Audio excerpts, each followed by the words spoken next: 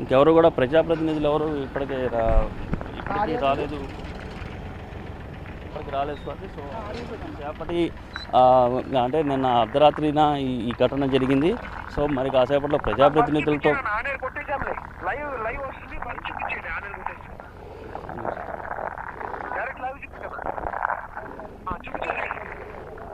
So ఇది మనం స్పాట్కి మనం చూస్తున్నాం. నిన్న టిప్పరు అలాగే బస్సు ఏ విధంగా ప్రమాదానికి గురైంది అనే విషయం చాలా స్పష్టంగా కనిపిస్తోంది. ఇక్కడ కంకర్ లోడ్తోనూ మట్టితో ఉన్న టిప్పర్ అయితే ఇక్కడికి వచ్చి చేరుకున్న పరిస్థితి. ఒక్కసారి కనుక చూస్తే ప్రమాదం ఏ విధంగా జరిగిందో ఇక్కడ చాలా స్పష్టంగా అర్థమవుతుంది. టిప్పరు అలాగే ఈ ప్రైవేట్ ట్రావెల్స్ బస్సు పూర్తిగా దగ్ధమైపోయిన పరిస్థితి కనిపిస్తుంది. పూర్తిగా టైర్లు కావచ్చు, లోపల పూర్తి స్థాయిలో దగ్ధమైపోయింది. నిన్న అర్ధరాత్రి 1:30కు ఈ ప్రమాదం చోటు చేసుకున్న పరిస్థితి కనిపిస్తుంది. సో ఓవరాల్గా నిన్న అర్ధరాత్రి ఈ ప్రమాదం జరిగిన వెంటనే దీనికి సంబంధించిన సమాచారం అందుకున్న వెంటనే 108 సిబ్బంది కావచ్చు, అలాగే పోలీసులు కావచ్చు ఇక్కడికి చేరుకున్నారు. ఇక్కడ క్షతగాతుల్ని సమీపంలోని ప్రైవేట్ ఆసుపత్రులకి తరలించిన పరిస్థితి కనిపిస్తోంది. మరొక వైపు ఎవరైతే కొంతమంది బాడీస్ ఎవరైతే ఉన్నాయో వాళ్ళని ఐడెంటిఫై చేసిన పరిస్థితి కనిపిస్తోంది. ప్రస్తుతానికి మొత్తం 6 చనిపోయారు. వీళ్ళల్లో 4 బాడీలను ఐడెంటిఫై చేసిన పరిస్థితి ఉంది. అంజీ డ్రైవర్, చీరాల చెందిన ఆయన టిప్పర్ డ్రైవరు. సో అలాగే ఉప్పుగుండూరు కాశీ, నీలాయపాలెం గ్రామానికి చెందిన వ్యక్తి, అలాగే ఉప్పుగుండూరు లక్ష్మి, నీలాయపాలెం గ్రామానికి చెందిన ఆమె, అలాగే ముప్పరాజు ఖ్యాతి సాయిశ్రీ, వీళ్ళకి సంబంధించిన ఇది. ఒకసారి మనం లోపల హృదయ విదారకమైన దృశ్యాలు కనిపిస్తున్న పరిస్థితి కనిపిస్తోంది. లోపలే పూర్తి స్థాయిలో అక్కడ బాడీస్ కూడా ఇంకా ఇప్పుడే తరలిస్తున్న పరిస్థితి కనిపిస్తుంది. పూర్తిగా దగ్ధమైపోయాయి. సో ఈ క్రమంలో ఇది ఘోరమైన ప్రమాదంగానే చెప్పచ్చు. సో దీనికి సంబంధించి ఇక్కడ పంచనామా కావచ్చు, ఇక్కడ ప్రక్రియ అంతా పూర్తి అయిపోయిన తర్వాత ఇక్కడ ఈ బస్సుని, ఈ టిప్పర్ని తరలించడంతో పాటుగా ఇప్పటికే క్షతగాతుల్ని వివిధ ఆసుపత్రులకి తీసుకువెళ్లారు. సో వీళ్ళకి సంబంధించి ప్రభుత్వం స్థానికంగా ఉండే అధికారులు కావచ్చు, పోలీసులు కావచ్చు, బంధువులకు సమాచారం అందించారా లేదా అన్న అంశానికి సంబంధించి కూడా ఇప్పటికే బంధువులందరికీ సమాచారం అందించారు. అలాగే క్షతగాత్రులు ఎంతమంది ఉన్నారు, అలాగే ఎప్పుడు ఈ సంఘటన జరిగింది, ఎవరైతే ప్రత్యక్ష సాక్షులు ఉన్నారో వాళ్ళు ఏం చెప్పారో అన్న అంశానికి సంబంధించి పోలీసుల నుంచి వివరాలు తెలుసుకునే ప్రయత్నం చేస్తాం. సార్ చెప్పండి రవికృష్ణ గారు, సో ఈ ప్రమాదం ఎప్పుడు జరిగింది, మీకు ఎప్పుడు సమాచారం అందింది, అసలు జరిగిన ఇన్సిడెంట్ తాలూకా వివరాలు ఏంటి?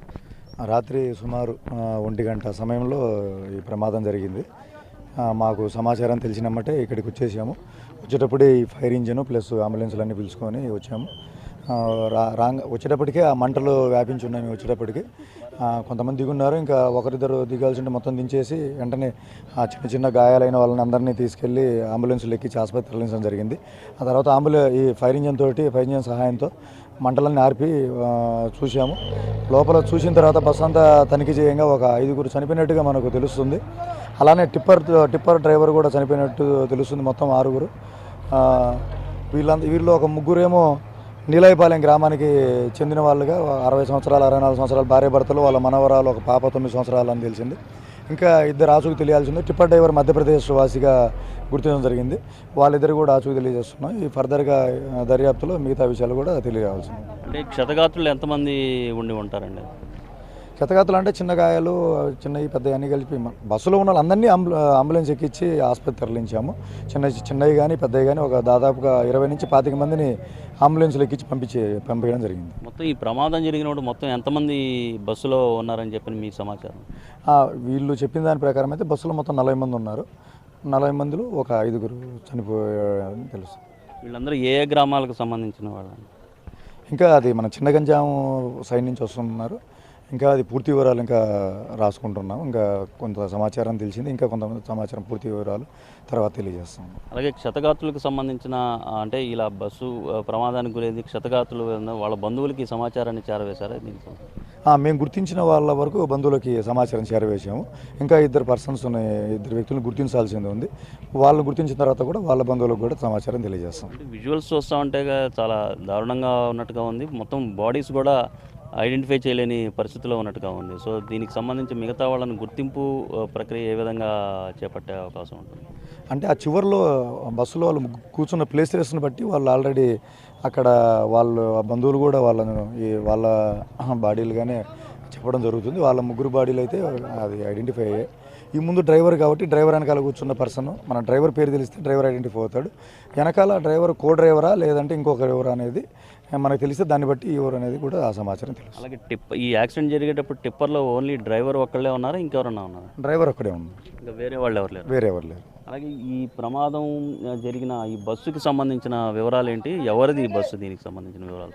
లక్ష్మీప్రసన్న ట్రావెల్స్ అని తెలిసింది. ఇంకా ఎవరు పూర్తి ఓనర్స్ ఎవరు అనేది తెలుసుకోవచ్చు. అంటే వీళ్ళందరూ కలిసి మాట్లాడుకుని బస్సు మాట్లాడుకుని వెళ్తున్నారా, లేకపోతే విడివిడిగా పాసెంజర్స్ని బుక్ చేసుకుని అలా వెళ్తున్నారా సార్? అవన్నీ ఇంకా దర్యాప్తులోనే మేము తేల్చాలి. Thank you. సో మొత్తం మీద పోలీస్ అధికారులు అయితే ఈ విధమైన సమాచారాన్ని చెప్తున్నారు. ఐడెంటిఫై చేసినంత వరకు, అలాగే క్షతగాతులకు సంబంధించిన సమాచారాన్ని వాళ్ళ బంధువులకు చేరవేశామని చెప్తున్నారు. అట్ ద సేమ్ టైం ఎవరైతే మృత్యువాత పడ్డారో వాళ్ళకి సంబంధించిన సమాచారాన్ని కూడా గుర్తించినంత వరకు వాళ్ళ బంధువులకు చేరవేసిన పరిస్థితి కనిపిస్తోంది. మొత్తం చాలా దారుణంగా ఈ ప్రమాదం చోటు చేసుకుందని చెప్పి చాలా స్పష్టంగా ప్రస్తుతం మనం విజువల్స్ చూస్తూ ఉంటే అర్థమవుతుంది. సొంతూరు మీద మమకారంతో ఓటు వేయడానికి వచ్చి ఇలా విగత జీవులైపోయిన పరిస్థితి కనిపిస్తున్న విజువల్స్ మనం చాలా స్పష్టంగా చూస్తున్నాం. పూర్తిగా తగలబడిపోయిన విజువల్స్, ఎముకలు బయటకు వచ్చేసి తలకాయ పుర్రె బయటకు వచ్చేసిన పరిస్థితి. సో ఈ స్థాయిలో అంటే ప్రస్తుతం ఈ ప్రమాదం జరిగిన సందర్భంలో ఎవరు ఈ ప్రమాదం జరిగిన సందర్భంలో ఈ ప్రమాదం జరిగింది. అలాగే కొంతమంది మీరేం చెప్తారు, ఎక్కడ జరిగింది ఇన్సిడెంట్, ఏ విధంగా జరిగింది సార్? ఇది చిలుకలు చీరాల టు చిన్నగంజం దగ్గర నుంచి హైదరాబాద్ వెళ్ళే బస్సు సార్. చిలుకలూరుపేట దగ్గర పసుమతి దగ్గర ఇది ప్రమాదం జరిగింది. బస్సు అతివేగంగా రావడం వల్ల వచ్చి ఒకేసారి లారీకి తగిలింది. నాకు ఫోన్ చేశారు సార్. నా పేరు ముష్తాక్ అహ్మద్, నేను ఒక అంబులెన్స్ డ్రైవర్ని. చిలుకలూరుపేటలోనే ప్రైవేట్ అంబులెన్స్ మాది. నాకు ఫోన్ చేసిన ఒక 30 మినిట్స్కి నేను ఇక్కడ ప్రమాదం జరిగిన స్థలానికి రావడం జరిగింది. దాదాపు నేను 108 ఫైర్ సిబ్బంది, పోలీసు వారు అందరూ వచ్చారు. రాగానే ఒక 20-25 మెంబర్స్కి ఏమో మేము అంబులెన్స్లో ఎక్కి చిలుకలూరుపేట గవర్నమెంట్ హాస్పిటల్కి తరలించడం జరిగింది. అక్కడ నుంచి కొంచెం పెద్ద గాయాలైన వారికి గుంటూరు జీజీహెచ్ హాస్పిటల్కి తరలించాము. ఇంకా కొంచెం సీరియస్గా ఉన్న వాళ్ళకి రమేష్ హాస్పిటల్కి తరలించారు. మేము వచ్చినప్పటికీ బస్సు మంటల్లో బాగా చెలరేగుతూ ఉంది. దీంట్లో ఒక టిప్పర్ డ్రైవరు, బస్ డ్రైవరు, బస్కి కో డ్రైవరు, వెనకాల ఇంకా 3-4 మంటల్లో కాలిపోతూ ఉన్నారు. అంటే మీకు ఎన్నింటికి సమాచారం అందింది కరెక్ట్గా? సార్ నాకు 2కి అందింది సార్. 2కి కాల్ చేశారు. బస్సు ఏమో 1:30 to 1:30 మధ్యలో యాక్సిడెంట్ అవ్వడం జరిగింది. నాకు ఫోన్ చేసిన 10 to 15 మినిట్స్కి నేను ఈ స్థలానికి రావడం జరిగింది. నేను వచ్చేసరికి ఏమో పోలీస్ వారు, ఫైర్ ఇంజన్, 108 వాళ్ళ సిబ్బంది అందరూ రావడం ఉంది. ఇక్కడ చిన్న గాయాలైన వాళ్ళకేమో తొందరగా ఏమో ఇక్కడ ప్రభుత్వ హాస్పిటల్కి తరలించాము. అలాగే మీరు వచ్చేసరికి మిగిలిన వాళ్ళందరూ కూడా దిగిపోయారా, ఇంకా లోపల ఎవరన్నా ఉన్న పరిస్థితి ఉందా బస్సు లోపల? మీరు వచ్చేసరికి మేము వచ్చేసరికి 4-5 దిగలేకపోయారు సార్. 2 పెద్దోళ్ళు ఉన్నారు, ఒక చిన్న పాప ఉన్నారు. బస్ డ్రైవర్ ఏమో టిప్పర్కి తగలడం వల్ల అక్కడే ఇరుక్కుపోయారు. బస్ డ్రైవరు, టిప్పర్ డ్రైవర్ ఇద్దరు ఇరుక్కొని పోయి అక్కడే మంటల్లో బాగా చెలరేగుతూ ఉన్నారు. అది అసలు కారణం ఏంటంటే బస్సు రావడం లారీ ట్యాంకర్కి గుద్దారు, డీజిల్ ట్యాంకర్కి. ట్యాంకీ కూడా బ్లాస్ట్ అయిపోయింది. ఆ బ్లాస్ట్ అవ్వడం వల్ల బస్సు మొత్తం తగలబడింది. సో మొత్తం మీద నిన్న అంబులెన్స్ డ్రైవర్ ఎవరైతే ఉన్నారో ఆయన చెప్తున్న ప్రకారం చూస్తూ ఉంటే బస్సు ఇటువైపు నుంచి వస్తుంది, ఇంకో పక్క రోడ్డు జరుగుతుంది. ఒకసారి కనుక ఇటువైపు చూస్తే రోడ్డు నిర్మాణ పనులు చాలా జరుగుతున్నాయి. సో ఇది కూడా ఒక ప్రమాదానికి ఒక కారణము. ఒకటి, చాలా వేగంగా ఈ రోడ్డు నిర్మాణ పనులకు సంబంధించిన మెటీరియల్ని తరలించేందుకు ఈ టిప్పరు వెళుతున్నట్లుగానే ఉంది. సో ఎదురుగా వస్తున్న బస్సు ఒకటి ఎదురు బదురవడం, రెండు కూడా వేగంగా ఉన్న పరిస్థితులు కనిపిస్తున్న నేపథ్యంలో సో నేరుగా ఈ బస్సు వచ్చి ఈ టిప్పర్కి సంబంధించిన ట్యాంకర్ని, ఆయిల్ ట్యాంకర్ని గుద్దుకుంది. సో దీంతో ఒక్కసారిగా మంటలు వ్యాపించాయి. సో దీంతో అటు టిప్పరు పూర్తిగా దగ్ధమైంది. మరొక వైపు బస్సు కూడా పూర్తి స్థాయిలో మంటలు అంటుకోవడంతో పెద్ద ఎత్తున ప్రమాదం జరిగినట్లుగానే ప్రస్తుతం ఇక్కడ కనిపిస్తున్న సిచ్యువేషన్ ప్రకారం కనిపిస్తుంది. నిన్న ఈ రోడ్లో ఒకవైపు తారు ఉండడం, కంకర ఉండడం, దీన్ని కంట్రోల్ చేయడంలో టిప్పర్ డ్రైవరు, మరొక వైపు ఇటు బస్సు డ్రైవర్ కూడా విఫలమైనట్లుగానే వస్తున్న సమాచారం, జరుగుతున్న పరిణామాలను బట్టి అర్థమవుతుంది. ఈ ప్రమాదం జరిగిన వెంటనే మనకి ప్రత్యక్ష సాక్షులు చెబుతున్న సమాచారం మేరకు, అలాగే మనకు వస్తున్న ఫీడ్బ్యాక్ మేరకు చూస్తామంటే, ఎప్పుడైతే ఈ ప్రమాదం జరిగిందో ఆ ప్రమాదం జరిగిన తర్వాత వెంటనే మంటలు అంటుకున్నాయి. ఆ మంటల్లోనే అటు టిప్పర్ డ్రైవరు, ఇటు బస్సుకు సంబంధించిన డ్రైవరు, ప్రైవేట్ ట్రావెల్స్కి సంబంధించిన బస్సుకు సంబంధించిన డ్రైవరు, వీళ్ళు ఇద్దరు కూడా మృత్యువాత పడ్డారు, మంటల్లో చిక్కుకున్నారు. దీంతోపాటు ప్రయాణికులు మొత్తం మరొక 4, బస్సులో మొత్తం 5, అలాగే టిప్పర్ డ్రైవర్ మొత్తం 6 చనిపోయిన పరిస్థితి ఉంది. సో ఒక్కసారి కనుక చూస్తే బస్సు వెనక భాగం నుంచి చూస్తూ ఉంటే కనుక చాలా బస్సు ప్రమాదం ఏ స్థాయిలో ఉందో అనేది అర్థమవుతుంది. సో ఇక్కడ కనుక ఒకసారి చూస్తే ఎగ్జిట్ డోర్ అనేది ఇక్కడ ఓపెన్ చేసి ఉంది. ప్రమాదం జరిగిన వెంటనే బయటకు వచ్చేందుకు ఈ ఎగ్జిట్ డోర్ ద్వారా బయటకు వచ్చేందుకు ప్రయాణికులు అలాగే బాధితులందరూ కూడా ప్రయత్నించినట్టుగా తెలుస్తుంది. సో ఈ ప్రమాదంలో మొత్తం 40 మంది, ప్రమాదం జరిగిన సమయంలో మొత్తం 40 మంది ఉన్నారు. ఒకసారి కనుక లోపల బాడీస్ పడిన తీరు ఇదంతా చూస్తూ ఉంటే ఇక్కడికి వచ్చే సందర్భంలో కొంత తొక్కిసలాట కూడా జరిగి ఉంటుంది అన్న అభిప్రాయం అయితే వ్యక్తమవుతుంది. సో ఈ మొత్తం వ్యవహారానికి సంబంధించి మీరు ఏం సార్, ఎలా జరిగింది, మీకు ఎప్పుడు సమాచారం వచ్చింది? మరి ఈరోజు తెల్లారుజామున 1 గంట ప్రాంతంలో ఈ ప్రమాదం జరిగినట్లుగా మా విఆర్ఓ గారు నాకు ఫోన్ చేసి చెప్పడం జరిగింది. వెంటనే ప్రాథమికంగా సమాచారం కూడా చెప్పాడు. చిన్నగంజాం నుంచి మనకి హైదరాబాద్ పోతున్నట్టుగా తెలుస్తుంది. అయితే అప్పుడు మన ఫైర్ సర్వీస్ వాళ్ళు కానీ వీళ్ళందరూ కూడా వచ్చేసి మంటల అదుపులో తీసుకొచ్చారు. కానీ అప్పటికే పూర్తిగా తగలబడిపోయినందువలన ఎలాంటి సమాచారం తెలియదు. క్షతగాతులు ఒక 35 మంది మనం బయటికి వెళ్ళినట్టుగా హాస్పిటల్ చేసినట్టుగా తెలుస్తుంది. అలాగే టిప్పర్ డ్రైవర్కి సంబంధించి రెగ్యులర్గా ఇందులో వెహికల్స్ ఈ మెటీరియల్ ట్రాన్స్పోర్ట్ చేస్తున్నట్టుగా ఉన్నాయి కదా. ఈ మధ్యనే పనులు ప్రారంభించారు కాబట్టి ఈ సైడ్ వేలో సింగిల్ వేలో రావడం వల్ల జరిగిందనేది ఇప్పుడు అక్కడ ఉన్న పరిస్థితులను బట్టి చూస్తే అర్థమవుతుంది. అంటే మామూలుగా ఈ మట్టి మనం చూస్తున్నాం కదా, మార్జిన్ ఎక్కువగా హైట్గా పోసినందువలన. అయితే ఇక్కడ ప్రమాదం జరగడానికి కారణం ప్రధానంగా బస్సు సైడ్, మరి ఆ ట్రిప్పర్ అయితే సైడ్ బాగా పూర్తిగా దిగిపోయాడు కాబట్టి ఇతనే వేగంగా వస్తున్నట్టుగా కనిపిస్తుంది ఇక్కడ వాతావరణం. ఈ బస్సుకు సంబంధించిన వివరాలు ఏంటి? అతను ఏ ప్రాంతానికి సంబంధించి ఉంది సార్? అంటే ఇప్పుడు ఇక్కడ మనం అందరం ఇక్కడికి చేరుకున్న ఇక్కడ దానికి సంబంధించిన వాళ్ళు ఎవరు లేరు కాబట్టి మనకు ఆ వివరాలు తెలియదు. కాబట్టి లక్ష్మీ ట్రావెల్స్ అని చెప్పి తెలుస్తుంది. సరిగ్గా సమాచారం కానీ భవిష్యత్తులో మనం తదుపరి సేకరిద్దాం. అలాగే క్షతగాతులు కావచ్చు, బాధితులు కావచ్చు, వాళ్ళ బంధువులు అందరికీ సమాచారాన్ని చేరవేశారు సార్? అందరికీ సమాచారం వెళ్ళిపోయింది. వాళ్ళ బంధువులందరూ వచ్చి వాళ్ళని క్షతగాతులందరూ కూడా హాస్పిటల్స్ తీసుకెళ్ళడం జరిగింది.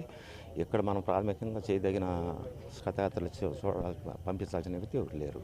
అలాగే మొత్తం 6, ఒకళ్ళు టిప్పర్ డ్రైవరు, 5 ఏమో బస్సులో ఉన్నారు. మొత్తం ఎంతమందిని గుర్తించారు? ఇంకా గుర్తించాల్సిన మృతుల్లో ఇంకెవరన్నా గుర్తించాల్సిన వాళ్ళు ఉన్నారు? ఇంకా మనకున్న సమాచారం 40 మందిలో ఒక 5 మాత్రం చనిపోయారు పూర్తి స్థాయిలో. అది కూడా చాలా బాగా డ్యామేజ్గా చనిపోవడం జరిగింది. ఇక పార్ట్లు ఏం లేవు, ఎముకలు తప్పితే. కాకపోతే మనకున్న సమాచారం అయితే 35 మంది హాస్పిటల్కి పోయినట్లుగా. అంటే 35 మందిలో మేజర్గా ఎంతమంది జరిగిందనేది ఇంక వివరాలు తెలియదు. ఏ గ్రామాలకు సంబంధించిన వాళ్ళు ఉన్నారు సార్? ప్రధానంగా చిన్నగంజాం నుంచి వస్తున్నారనేది మాకున్న ప్రాథమిక సమాచారం. వాళ్ళు హైదరాబాద్ వెళ్తున్నారు అని. మరి ఏదైనా శుభకార్యాలకు హాజరయ్యారా లేక ఇంకోటి అనేది తెలియదు. కానీ మరి ఇంకా మనం ఇప్పుడు ఉదయాన్నే వచ్చిన సందర్భం కాబట్టి మనకు వివరాలు తెలుసు. అలాగే సార్, ఇంకొకటి అంటే వీళ్ళందరూ బస్సు మాట్లాడుకుని వచ్చారా లేకపోతే బుక్ చేసుకుని ఏమన్నా వచ్చారా? దానికి సంబంధించిన సమాచారం, దానికి సంబంధించి వివరాలు తెలుసుకోవడానికి కూడా కనీసం ఇక్కడ ఎవరు లేరు కాబట్టి, బస్సు వాళ్ళు ఎవరు లేరు, అసలు క్షతగాతులు కానీ వాళ్ళు కానీ ఎవరు లేరు కాబట్టి మనం వెంటనే చెప్పడానికి అవకాశం లేదు. ఇప్పుడు పోలీసులు కానీ వాళ్ళ ద్వారా మాట్లాడినప్పుడు ఇట్లాగే ఇంకా వివరాలు తెలియాల్సి ఉందని చెప్తున్నారు.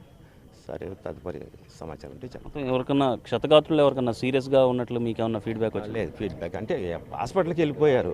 ఎలా ఉందనేది ఇప్పటికి ఇంకా ఏం లేదు. అది కూడా తెలుసుకుంటాం ఎక్కడి నుంచి వస్తున్నారు. Thank you. సో ఈ విధంగా అటు రెవెన్యూ అధికారులు, ఎంఆర్ఓ అధికారులు, ఎంఆర్ఓ ఈ విధమైన సమాచారాన్ని చెప్తున్నారు. సో ఒకసారి చూస్తాం,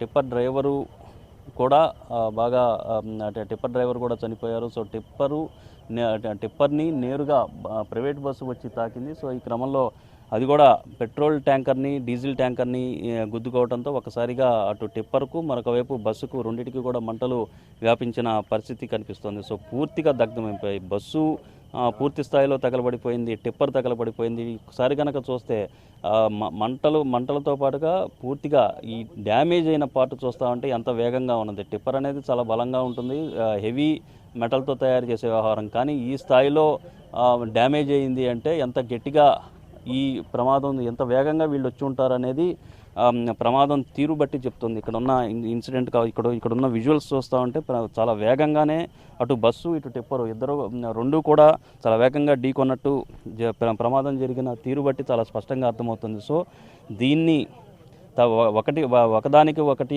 ఎదురు బస్సులు రావటం, వెహికల్స్ రావడంతో ఒకళ్ళు తప్పించుకునే విషయంలో డ్రైవర్లు ఇద్దరూ కూడా అక్కడ విఫలం కావడంతో అటు మరొక వైపు ప్రైవేటు బస్సు నేరుగా టిప్పర్కు సంబంధించిన ట్యాంకర్ను ఆయిల్ ట్యాంకర్ను ఢీకొనడంతో ఈ ప్రమాదం ఈ స్థాయిలో జరిగిందని చెప్పి ఇక్కడ మనకి కనబడుతున్న విజువల్స్ కావచ్చు, స్థానికులు చెప్తున్న సమాచారం మేరకు కావచ్చు, అలాగే ఎవరైతే ఉన్నారో క్షతగాత్రులు అక్కడ హాస్పిటల్లో చెప్పిన వివరాలు. సో ఇవన్నీ చూస్తూ ఉంటే ప్రమాద తీవ్రత ఉంది. ఇంకొక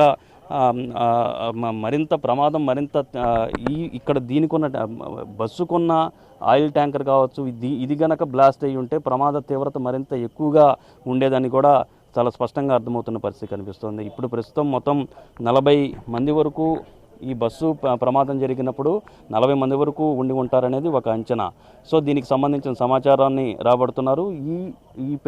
ఇది గనక ఏదైతే టిప్పరు ట్యాంకర్కి ఢీకొన్న తర్వాత టిప్పరు ఏ విధంగా బ్లాస్ట్ అయిందో, ఆయిల్ ట్యాంకర్ ఏ విధంగా బ్లాస్ట్ అయిందో అదేవిధంగా బస్సుకు సంబంధించిన ఆయిల్ ట్యాంకర్ కూడా బ్లాస్ట్ అయి ఉంటే ప్రమాద తీవ్రత మరింత ఎక్కువగా ఉండేది. బాధితుల సంఖ్య కావచ్చు, మృతుల సంఖ్య కావచ్చు మరింత ఎక్కువగా ఉండేది. ఒక విధంగా చూస్తూ ఉంటే మరింత పెద్ద ప్రమాదం, పెను ప్రమాదం తప్పినట్లుగానే చెప్పచ్చు. బస్సుకు సంబంధించిన ట్యాంకర్ కూడా కనుక అది బ్లాస్ట్ అయి ఉంటే కనుక అది మరింత పెద్ద ఎత్తున ప్రమాదానికి దారితీసే ప్రమాదం ఉండేదని అంటున్నారు. సో దీనికి సంబంధించి క్రైమ్ సీన్ని చూడడానికి మొత్తం పోలీసులు కూడా ఇక్కడికి చేరుకున్నారు. సో ఓవరాల్గా దీనికి సంబంధించిన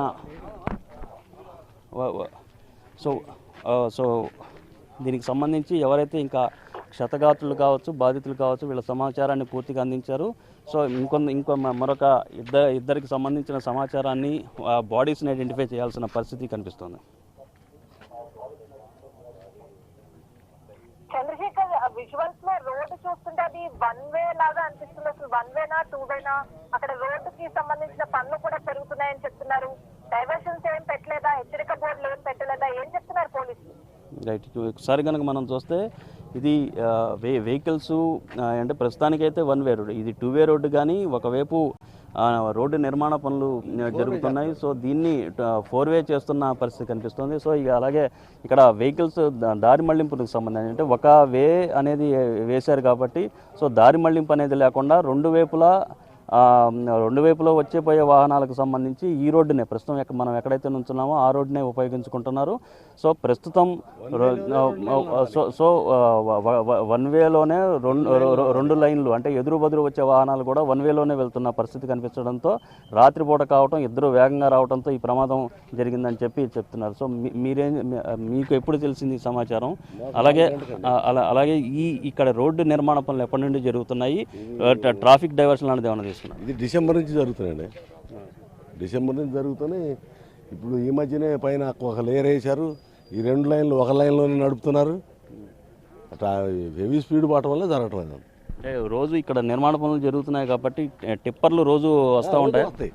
ప్రతి డైలీ వర్క్ జరుగుతుంది కదా ఇక్కడ. ఇంజనీర్లు వాళ్ళందరూ వస్తున్నారు. ఇలాంటి చిన్న చితగా ప్రమాదాలు ఇప్పుడు చాలా పెద్ద ప్రమాదం జరిగింది. ఇంతకుముందు చిన్న ప్రమాదాలు అలాంటివి ఏమి లేవు. ఇంతకుముందు ఇప్పుడు ఏం జరగలేదు. ఇది మొదలుపెట్టిన తర్వాత ఎప్పుడేం జరగలేదు. ఇదే ఫస్ట్ టైం.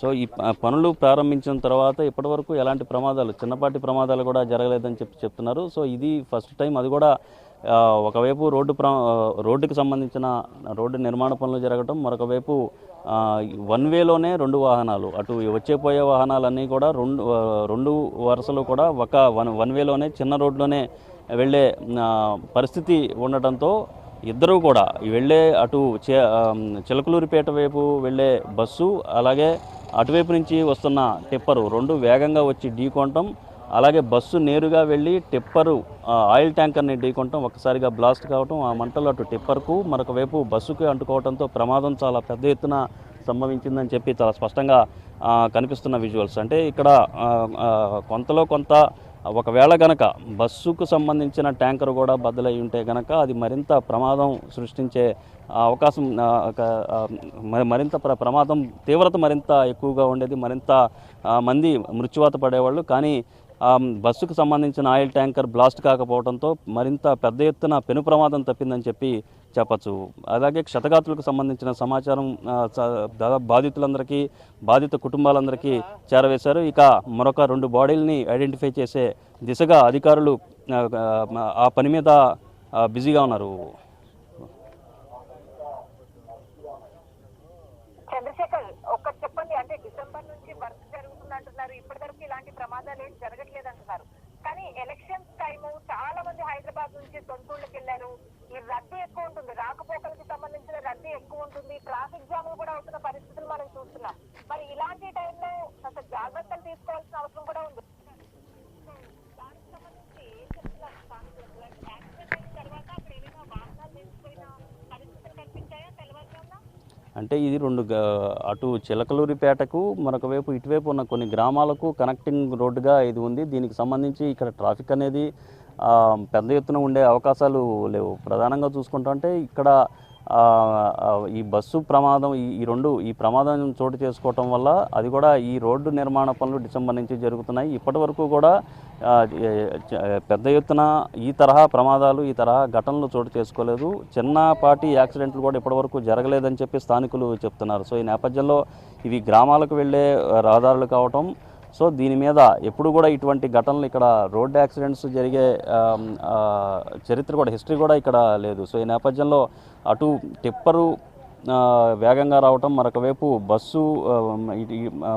బస్సు కూడా వెళ్తున్న ఈ సందర్భంలో 2 వేగంగా ఢీకొనడం వల్ల జరిగిన ప్రమాదంగానే మనం చూడాల్సి వస్తుంది. సో మనం చూస్తున్నాం, వేరే వైపు ఎక్కడైతే రోడ్డు నిర్మాణం జరుగుతుందో అటువైపు నుంచి ప్రస్తుతం బస్సులకు సంబంధించిన రాకపోకలు, వెహికల్స్కి సంబంధించిన ట్రాఫిక్కి సంబంధించిన రాకపోకలు అటువైపు జరుగుతున్నాయి. సో ఈ నేపథ్యంలో ఇక్కడ ట్రాఫిక్కి సంబంధించి అలాగే భారీ ఎత్తున ట్రాఫిక్ నిలిచిపోవడం, ఇటువంటి ఘటనలు జరగలేదు. ఇక్కడ నుంచి బస్సును తరలించేందుకు కూడా క్రేన్ను కూడా సిద్ధం చేసి ఇక్కడ ప్రక్రియ అంతా పూర్తి అయిపోయిన తర్వాత, ఇక్కడ పంచనామా పూర్తయిన తర్వాత ఇక్కడ నుంచి క్రేన్ ద్వారా బస్సును తరలించేందుకు, అలాగే టిప్పర్ను తరలించేందుకు అన్ని రకాల ఏర్పాట్లు చేస్తున్న పరిస్థితి అధికారుల వైపు నుంచి కనిపిస్తుంది.